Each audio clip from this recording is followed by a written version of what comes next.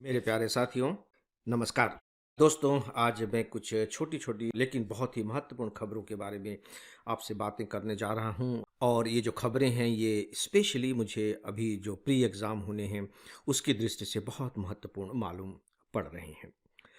देखिए, civil service pre में जो प्रश्न पूछे जाते हैं, नो डाउट उसमें सबसे ज़्यादा प्रश्नों को हम पाते हैं कि स्टैटिक पोर्शन से पूछे गए हैं, सबसे ज़्यादा प्रश्न। लेकिन स्टैटिक पोर्शन से कौन से प्रश्न निकाले जाते हैं जिनके बारे में पूछा जाता है? उदाहरण के तौर पर जैसे बेटी बचाओ बेटी पढ़ाओ योजना। आप जानते हैं कि 10 साल पहले सन 2015 में इसे लागू किया गया था, लॉन्च किया गया था। बेटी बचाओ बेटी पढ़ाओ, और इसलिए लॉन्च किया गया था क्योंकि हमारे यहाँ जो लिंगानुपात था वो बहुत कम था। मतलब 1000 पुरुषों के अनुपात में जो महिलाओं की संख्या थी गिरकर लगभग 927 के आसपास पहुंच गई थी, जहां तक मुझे ध्यान आ रहा है। राष्ट्रीय स्तर की मैं बात कर रहा हूँ। कुछ राज्यों में तो हालत बहुत ही खराब हो गई थी। तो ऐसी स्थिति में फिर यह योजना लॉन्च की गई। 10 साल हो गए, तो स्वाभाविक तौर पर यह एक तरीके से आपके स्टैटिक पोर्शन का पार्ट हो गया है। यदि इस साल इस पर कोई प्रश्न पूछा जाता है, तो आपको लगेगा ये स्टैटिक पोर्शन से पूछा गया है, लेकिन नहीं। स्टैटिक पोर्शन से तो पूछा गया है, बिल्कुल सही कह रहे हैं आप, लेकिन उसका आधार क्या है? उसका आधार करंट अफेयर्स है। कैसे करंट अफेयर्स है? इसलिए क्योंकि अभी 22 जनवरी को इस योजना ने अपने 10 वर्ष पूरे किए हैं। इसका मतलब है कि एक दशक पूरा करना एक इम्पॉर्टेंट उपलब्धि है। और इससे भी बड़ी बात यह है कि इस दौरान इस योजना के बहुत ही पॉजिटिव रिजल्ट हमारे सामने आए हैं। बहुत ही सकारात्मक परिवर्तन इसमें दिखाई दे रहे हैं। उदाहरण के तौर पर जो बाल विवाह की जो दर है, पिछले 50 सालों में 51% तक कम कर दिए गए हैं। कल्पना करके देखिए कि सन 1971 में जो 18 साल की कम उम्र से पहले जो शादी होती थी उनका प्रतिशत था 74। 74 जो 2021 में घटकर हो गया 23। 51% कम हो गया ना, 23।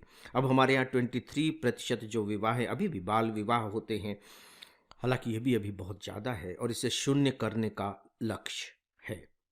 तो चूंकि इस योजना ने 10 साल पूरे किए हैं, इसलिए इस पर प्रश्न पूछे जाने की संभावना बहुत अधिक बढ़ जाती है। एक बात आपने यदि और भी मार्क की हो कि इसी डेट को, यानी कि 22 जनवरी 2025 को 10 साल पूरे होने के उपलक्ष्य में हमारे प्रधानमंत्री जी ने पानीपत में इसके बारे में प्रोग्राम किया था और अपनी बातें रखी थी। प्रधानमंत्री जी का 10 साल के बाद फिर से इस प्रोग्राम में आना कहीं न कहीं हमारी राष्ट्रीय जो प्राथमिकता है उसको सिद्ध कर रहा है।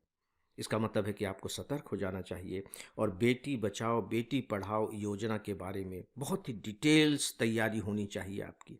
देखिए, हर योजना के बारे में डिटेल्स तैयारी आप करेंगे तो मुश्किल में पड़ जाएंगे। लेकिन कुछ योजनाएं ऐसी होती हैं, आपको उनका अनुमान लगाना पड़ता है कि नहीं, इसके बारे में हमें बहुत अच्छी तैयारी करनी है।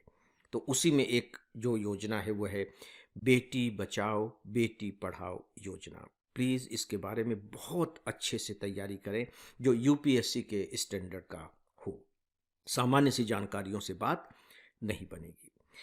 फ्रेंड्स, आपके लिए एक उपयोगी सूचना। मैंने आईएएस की तैयारी के लिए 2 पुस्तकें लिखी हैं। आप आईएएस कैसे बनेंगे, इसी के 2 भाग हैं। यह इंग्लिश में भी है। अब तक इसकी लाखों प्रतियां बिक चुकी हैं। यदि आप अपने आईएएस के लक्ष्य के प्रति सीरियस हैं, तो आप इन दोनों पुस्तकों को लाइट हाउस मानकर चलें। यह आपके लिए एक प्रकार से मस्ट रीड बुक है। आप नीचे डिस्क्रिप्शन में दिए गए लिंक से ये दोनों पुस्तकें मंगा सकते हैं।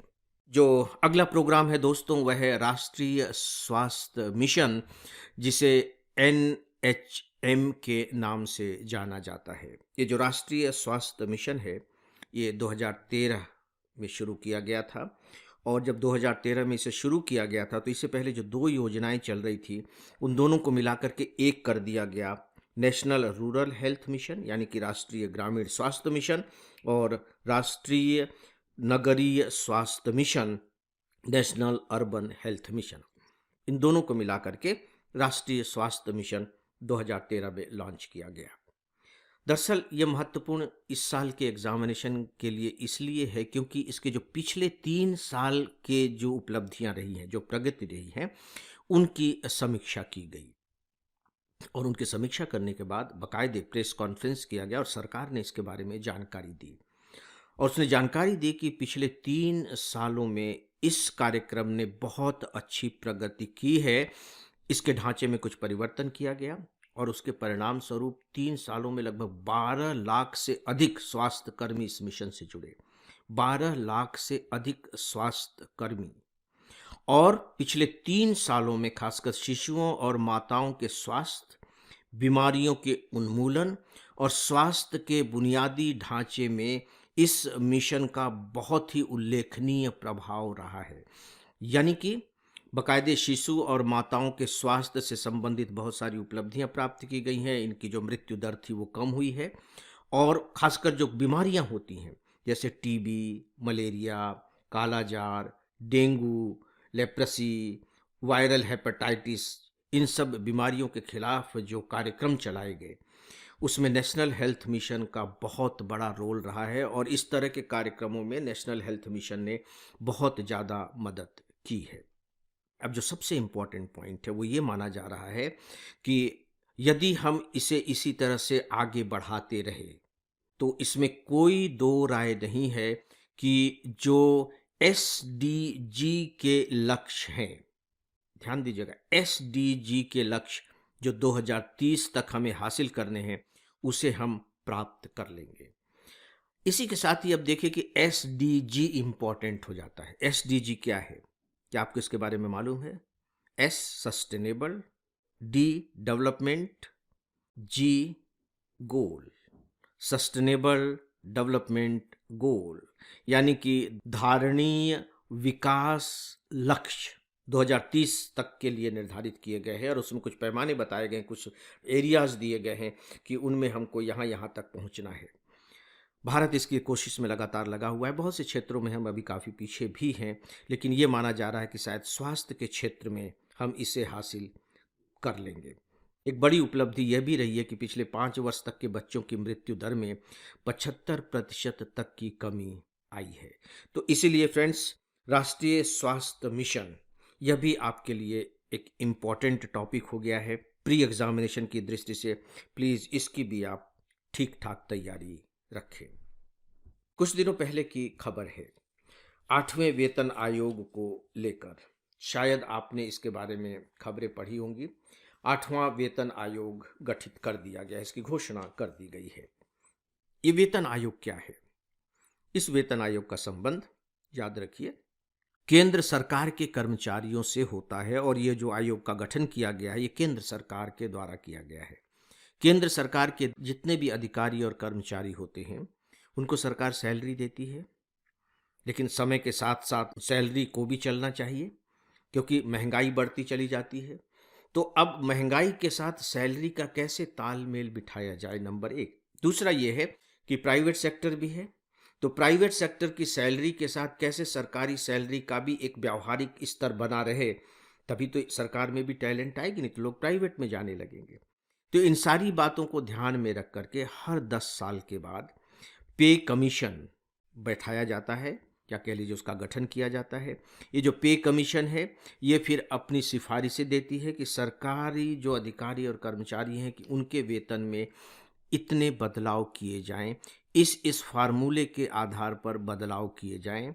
फिर सरकार उन सिफारिशों पर विचार करती है और विचार करने के बाद फिर उसकी घोषणा करती है। मैं आपको बताना चाहूँगा कि सरकारी अधिकारी और कर्मचारियों के जो वेतन होते थे 6ठे वेतन आयोग से पहले बहुत कम होते थे, बहुत ही कम होते थे, अब व्यावहारिक स्तर तक कम होते थे। 6वें वेतन आयोग ने सरकारी अधिकारी और कर्मचारियों के वेतन में ठीक ठाक रूप से बढ़ोतरी की। इसके बाद से जो सरकारी नौकरियां हैं वो थोड़ी सी आकर्षक होने लगी।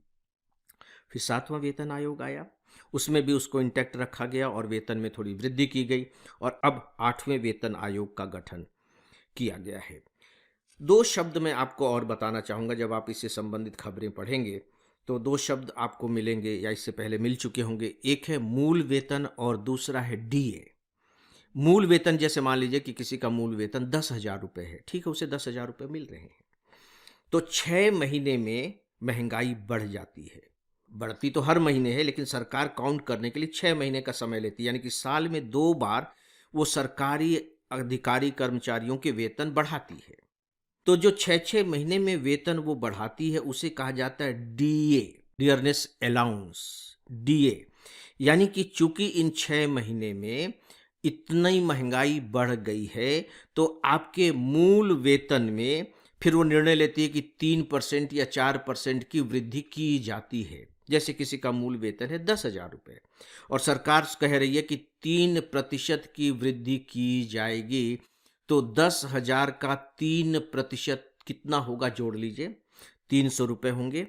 तो उसके वेतन में 300 रुपये की वृद्धि कर दी जाएगी। इसके बाद फिर दिसंबर में कैलकुलेट होगा और ये जो कैलकुलेशन होता है कितने प्रतिशत की वृद्धि की जाएगी, उसका आधार यह होता है कि महंगाई की वृद्धि दर क्या रही है। तो ये जो मूल वेतन है ये 10 साल तक उसी तरह से चलता रहता है और डीए लगातार बढ़ता रहता है, बढ़ता रहता है, बढ़ता रहता है। और 10 साल के बाद फिर से वेतन आयोग का गठन किया जाता है, फिर वेतन आयोग अपने फार्मूले सुझाती है, फिर सरकार उस पर विचार करती है और इस तरीके से ये परंपरा, कह लीजिए कि ट्रेडिशन, लगातार चलता रहता है और बस मुझे लगता है कि ये बहुत व्यावहारिक भी है। सरकार जब अपने नए वेतन घोषित कर देती है तो राज्य फिर उस पर विचार करते हैं, क्योंकि राज्यों में भी मांग बढ़ने लगती है, क्योंकि वेतन तो बढ़ते ही बढ़ते हैं, तो फिर राज्यों को भी ऐसा करना पड़ता है। बहुत से राज्य करते हैं, बहुत से राज्य अपने ढंग से करते हैं और ऐसा करने से नो डाउट कि सरकार के ऊपर तो भार आता ही है, लेकिन इससे बाजार में बहुत अधिक रकम पहुंचती है और उसका पॉजिटिव इम्पैक्ट हमारी अर्थव्यवस्था पर पड़ता है। ये इम्पैक्ट अर्थव्यवस्था पर कैसे पड़ेगा, मैं चाहूँगा कि इस पर आप सब विचार करें, अपने अपने ढंग से समझने की कोशिश करें, क्योंकि इस तथ्य को लेकर के मैं कई बार अपने डेली ऑडियो लेक्चर में बातें कर चुका हूँ। तो दोस्तों, इस विषय पर बस इतना ही। अब डेली ऑडियो लेक्चर को यहीं समाप्त करते हैं। नमस्कार।